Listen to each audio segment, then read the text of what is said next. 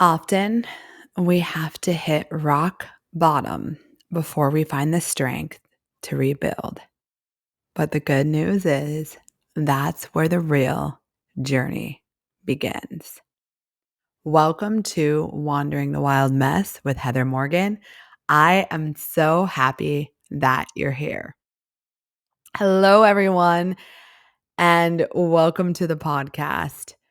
I want to come in with this episode and be really vulnerable with y'all in saying that I know a lot of this podcast, and I appreciate all of you for being here, has been about my journey. And I want to share that because I truly do think that sometimes when we understand we're not alone in the messiness and the struggles and the challenges of life, it makes us feel a little bit more prepared or okay with taking it on because we don't feel like we're in a silo trying to figure it out. And we realize other people have felt that way or had those trials. And it just gives us a sense of like, we're not doing this life alone. But I also am very aware that there has been a lot of work that I've done on myself. And I don't know if my whole tune is, to be divorced and kind of speaking of that all the time. And so as I'm figuring out what makes the most sense for me, I do want to kind of wrap a little bit of a really vulnerable story as I reached just barely on the 30th of January. It's been 2 years since my divorce. And I feel like people, if you've been through a heartbreak, I hope you're not still holding on to it all these years later. And I know a lot of people do. And I wouldn't say I'm necessarily holding on to it in the sense I'm happy where I am, but it was just such a transformative part of my life that it impacted me in ways that I never even knew would become. Like, it's completely changed my soul in a lot of ways.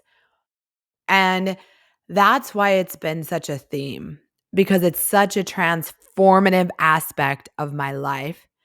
And I want others to see, just as I started this podcast, that when we hit those really, really challenging parts in our life, that is when we dig deep and we get the strength to really start the journey of where we want to go and who we want to be. We have nothing left anymore. We've exhausted everything and our identity is changing, our life is changing, everything is changing. So we have kind of this clean slate to start anew. And so when we look at it that way, as painful as it is going through that process, we can really make our life be whatever we want. And that's the beauty in the mess of it. And I want to kind of reflect back, a little bit of closure for me. I was just in Salt Lake and it was for work. And at the time when I was learning that I was going to be out there, I didn't really connect that it was going to be the week of when my divorce would have been finalized for 2 years. And I'm a big dates girl. So I'm a numbers, like, as far as like the significance in your life. And so for me, realizing that was like, whoa, I'm going to be in Salt Lake, because I still remember the day that I was notified that it was finalized. And I've told the story before in the podcast early on that I had already had plans to go to sushi with my friend at the same place my ex and I used to celebrate. And it was just weird that I went there and I already had plans to be there. And that was the day we got divorced. So 2 years, I've really had a lot of self-reflection, because I think it's just like anything, like we do with the new year or you do on your birthday, you kind of look back and been like, okay, what has happened these last 2 years since that day that I remember all too well, of looking and getting that email where it's like, your divorce is finalized. And for those of you that are like, wow, okay, divorce, but I never would have known it myself because when you get married, you're just not thinking that that's even going to be a thing. And so it's just really weird to, like, have a document in front of you being like, "Okay, remember that plan you made and that commitment to someone? Well, the government just said, 'Never mind, now you don't owe that person anything anymore, unless you get audited, and then you owe them back taxes.' If you know, you know." So, anyhow, I'm trying to make it funny, but, there's just a lot of things that it kind of just came to my forefront of my mind, and I wanted to get a little bit more vulnerable before I somewhat close some of the door on that part of my life because there's so much. And what I will say is that looking back, it's crazy to think about what really prepared me. And in the strange timing, because you know how I think if you listen to the podcast about life, music is significant. Morgan Wallen's song, I'm the Problem, came out the midnight of the day that of our divorce. And when I first heard it a year ago when he teased it, I was like, oh, wow, did my ex husband write this song about us? Because it really sounded like it. And then it just is in the abyss for a year. And then it comes to fruition here now. And I'm listening to it like, ah, that is exactly what I heard, in this whole so it's just flashing back to the divorce. So what I'll kinda tell you that's interesting about life and when you're making these changes, and this doesn't even just have to be a marriage. This can be with setting boundaries or changing ways that you interact with people. It triggers people for you to want to do something different. Obviously, when you want to end a relationship or get a divorce, likely if that person wants that life at all, then they're going to come and be upset at you for changing your mind because they don't want to change their mind about the relationship. And that was what I experienced so much. There's a line that's like, obviously you probably know the song, but if I'm so awful, why'd you stick around so long? If it's the whiskey, why'd you keep on pulling it off the shelf? And then it says, "You hate that when you look at me, you halfway see yourself." And all of that really resonates with our relationship, and I've talked about it before, just high at a high level, just there was issues with drinking, and I kinda just wanna give a little bit more into that. Not to, like, air out dirty laundry, just to kind of maybe help someone see why that was a significant part of why the relationship couldn't be. And so I've said before that during my separation and divorce, I probably was more messy and drank more than I really had in my whole life. I didn't drink until I was 21 years old, and I wouldn't say, like, once I was 21, I was, like, too wild and crazy with the drinking. I mean, there would be times from here and there, but I had kind of a number of maybe, like, less responsible friends or friends that would get really drunk, and so I would kinda have to, like, step up and, be the DD or stop drinking. So, like, I never was the girl that was just blah, blah, blah. And then when I got with my ex-husband, like, I again was playing that role of being the more responsible one. So it was very rare that, like, we were out and I was more drunk than him. And so which, again, we're going through our 20s doing our thing, but into our marriage, I realized that I started learning and not just this isn't even per se just about him. I really started realizing and being opening my mind to, okay, sure in our 20s we're getting drunk because it's fun. But when you're like a grown ass person with a family, and I'm not saying anything bad about drinking. I did dry Jan, so I'm out of that, out of the woods, y'all. Are you out of the woods? Anyways, but I'm not like, this is not like this, oh, drinking's awful, but drinking to cope with life or escape reality became apparent to me. So I started realizing drinking obviously takes us out of our heads, and usually we're drinking to escape. And the more we love ourselves in our lives, the less likely we want to escape, right? And I started learning all these things. But at the time I started realizing that, and I think I subconsciously knew this, and that's why the drinking was challenging in my marriage. It wasn't just the drinking. It's not like he was this angry drunk. It was that I knew that there was things inside that needed to be fixed so that the drinking didn't have to persist so frequently. And I think knowing that there was pain that needed to be healed and not knowing how I could help heal it was hard for me to digest, or hard for me to talk about or explain or whatever. So I just kind of went with it, because I never was like, I felt like I wasn't drinking for pain in my life up until like for a lot of time. I wasn't. And even when my dad passed away, I think I mentioned this, like I did not drink because I knew I would just be so miserable. So there was a period of time in that really traumatic grief and loss that I just wasn't drinking because I knew I would literally not be able to manage my own emotions. So I was kind of the opposite.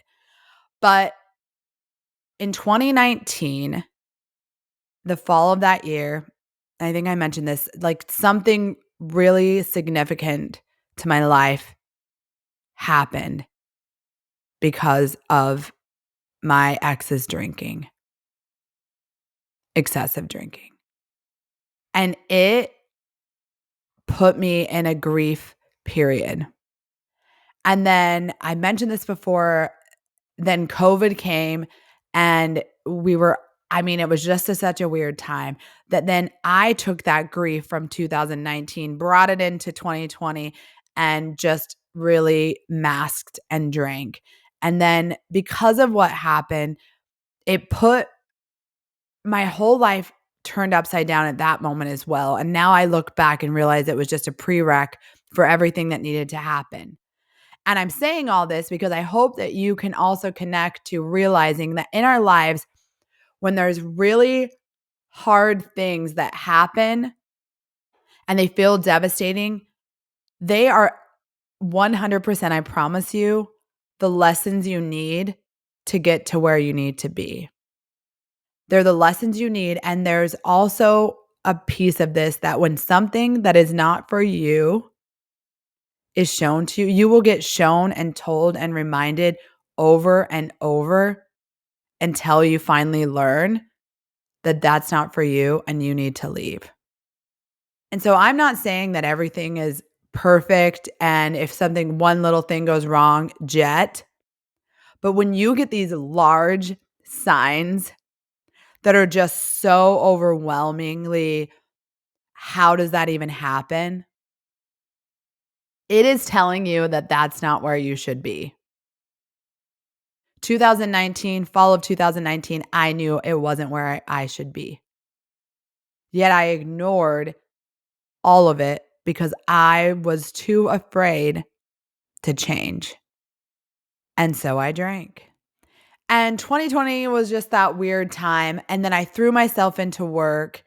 And like when I'm saying I drank, like I think I'm just being vulnerable and honest about like drinking tequila after work. It's not like it was like wake up and we're like chugging vodka. I think you got to think about my also upbringing where like my parents didn't even drink growing up.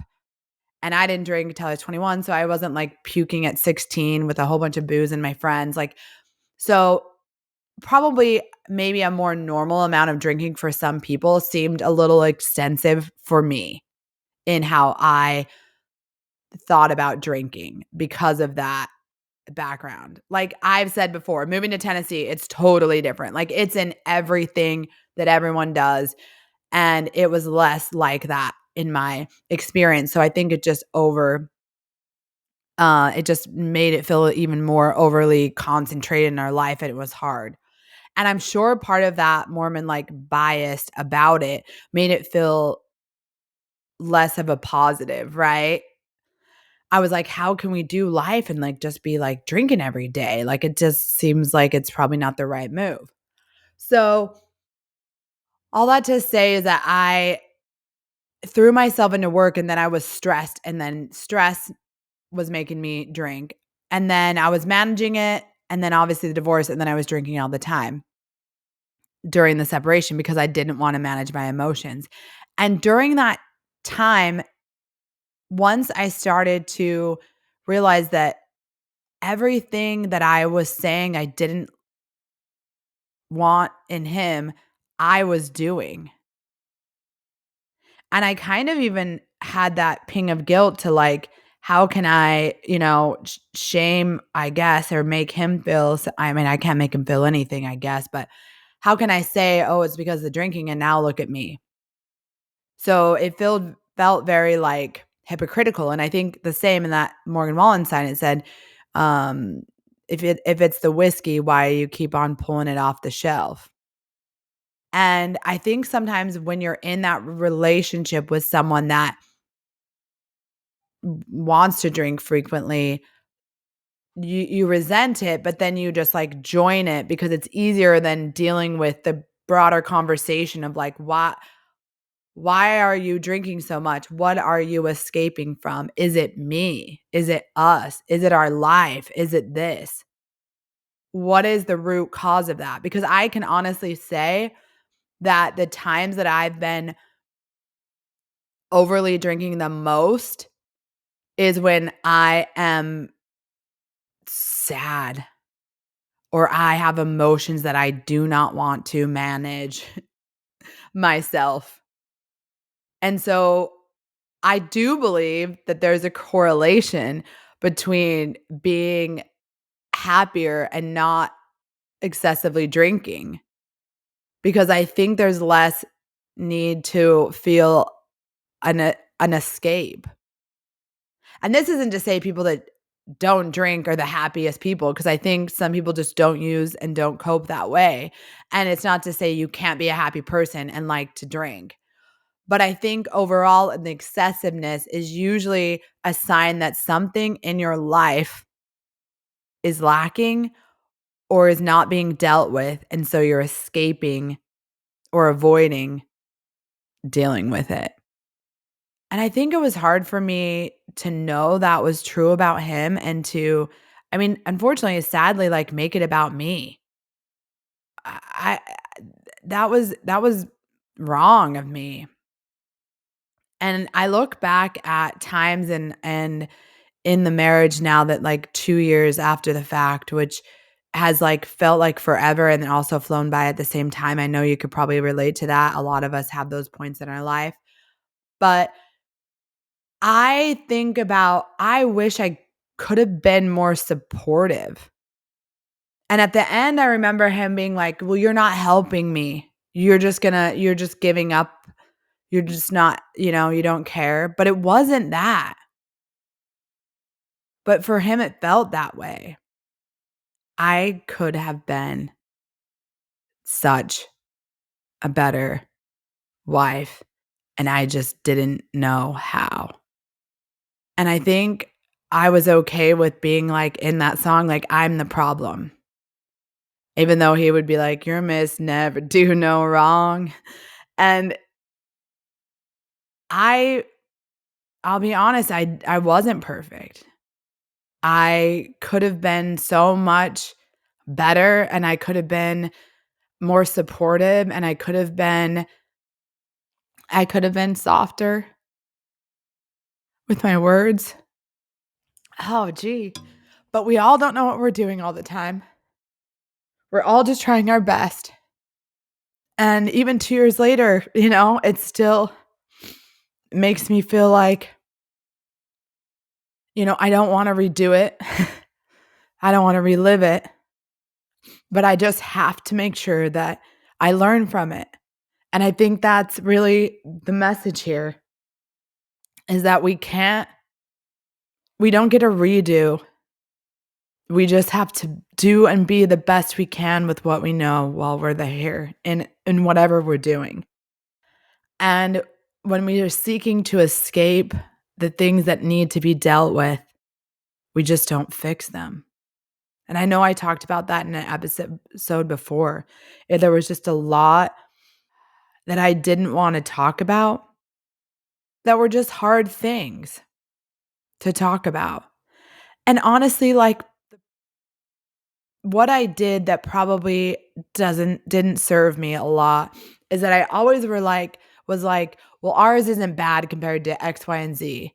But the comparison thing is really a moot point because it really doesn't matter what everyone else's reality is. We just have to deal with our own.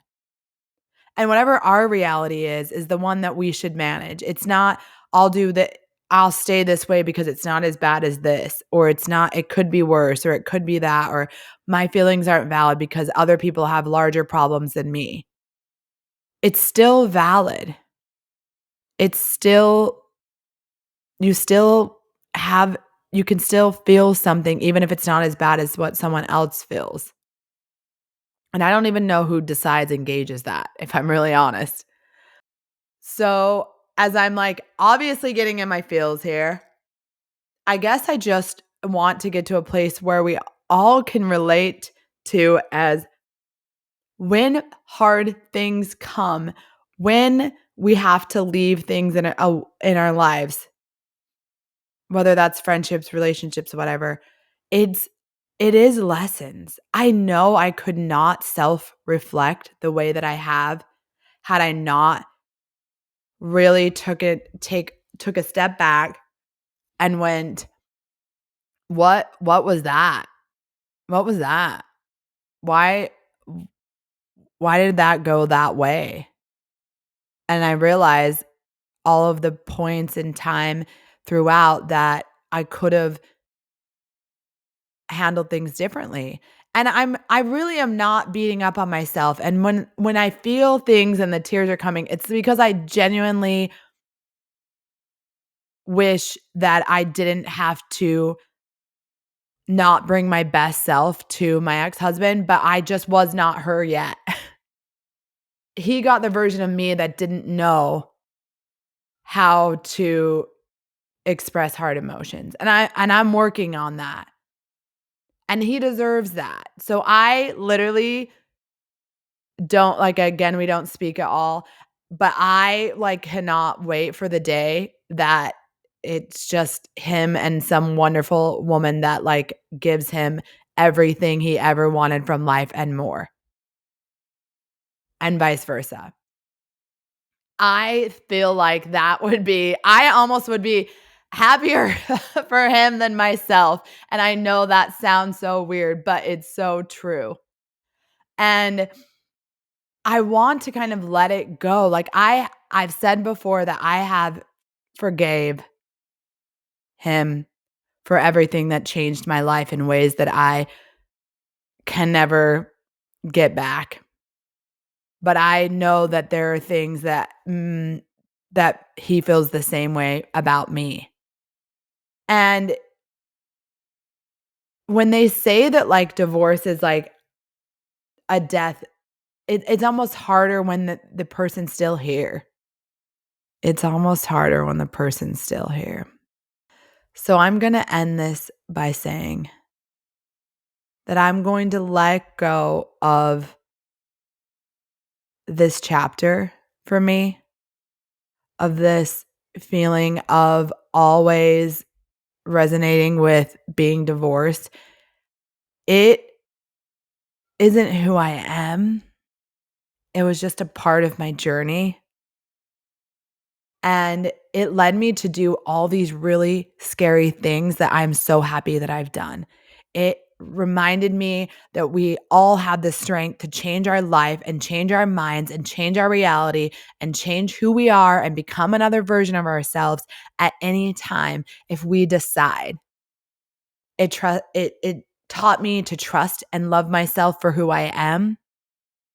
It taught me to lean in with kindness more than I ever have before, and I thought I was kind.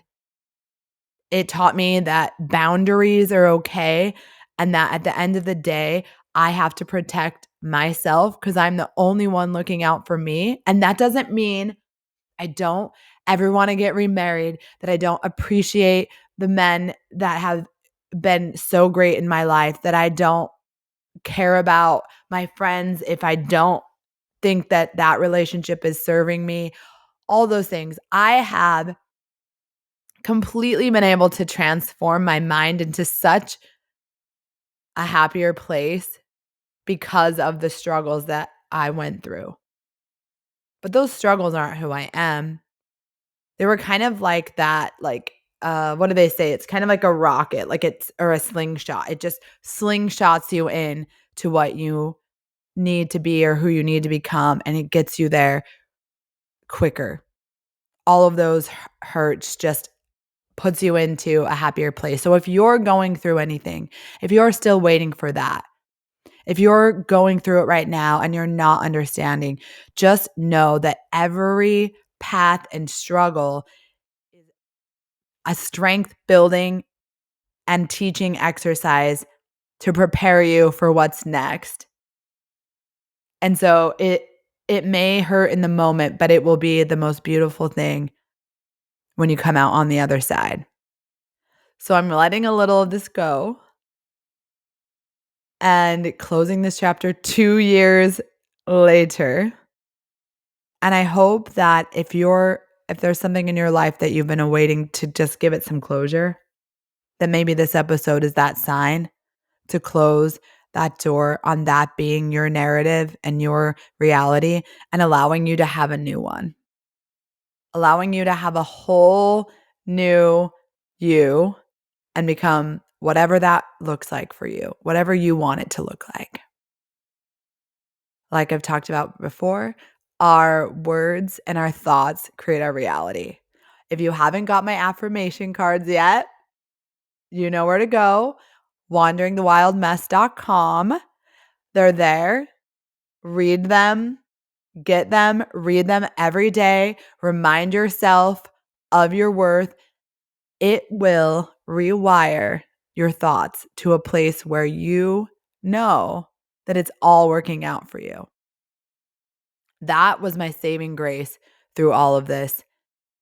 And that girl that was lost, alone, confused, scared, anxious, depressed is now happier than I've ever been in my entire life. I will say that. Happier than I've ever been in my entire life.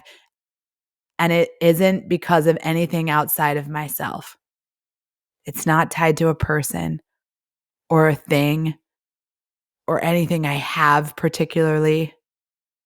It's just within me. And it feels amazing. And I want that for you, and you deserve it.